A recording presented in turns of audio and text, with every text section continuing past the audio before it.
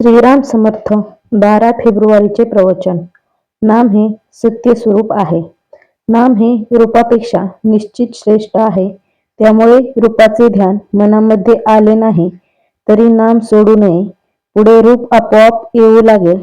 रूप हे जड आणि दृश्य असल्यामुळे उत्पत्ती, स्थिती आणि विनाश, वाढ होणे आणि घटणे, जागा व्यापणे आणि जागा बदलणे, कालमानाने फरक पडणे इत्यादी बंधने त्याला असतात. पण नाम हे दृश्याच्या पलीकडे आणि सूक्ष्म असल्यामुळे त्याला उत्पत्ती आणि विनाश, वाढ आणि घट, देशकालनिमित्ताच्या मर्यादा इत्यादी कोणतेही विकार नाहीत. नाम हे सत्स्वरूप आहे. नाम हे रूपापेक्षा व्यापक असते. व्यापक वस्तूचे क्षेत्र मोठे असल्याने तिच्यामध्ये शक्ती देखील अधिक असते. जिच्यामध्ये शक्ती जास्त असते ती वस्तू अधिक स्वतंत्र असते. जी वस्तू अधिक स्वतंत्र असते तिला बंधने किंवा मर्यादा कमी असतात. म्हणून नाम हे रूपापेक्षा अधिक व्यापक, अधिक शक्तिमान, अधिक स्वतंत्र आणि अधिक बंधनरहित असते. आपली ज्ञानक्रिया कशी चालते ते पाहू. आपण एका टेकडीवर उभे राहून सृष्टी सौंदर्य पाहिले. त्या पाहण्यात कोणकोणत्या क्रिया होतात पहा. प्रथम डोळ्यांमधून प्रकाश किरणे आत गेली. बाह्य पदार्थाचे मनुष्याला ज्ञान व्हायला इंद्रिय हे पहिले साधन आहे.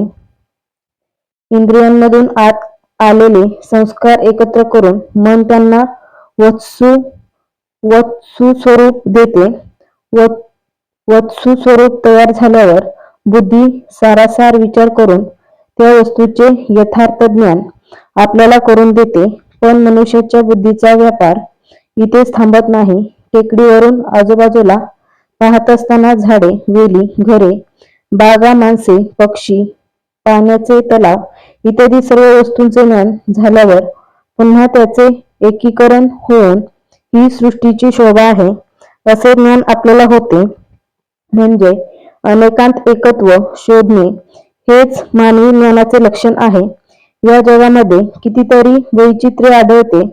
नाना तऱ्हेचे दगड, नाना तऱ्हेचे किडे, नाना प्रकारचे पक्षी, प्राणी या सर्वांचे नावे जरी भिन्न असली तरी त्या सर्वांमध्ये असणेपणाचा गुण आहे. म्हणजे सजीव आणि झाला तरी तो आहे आणि निर्जीव वस्तू झाली तरी तीही आहे. एवढेच काय, पण आनंदाला सुद्धा आहेपणाचा गुण आहे.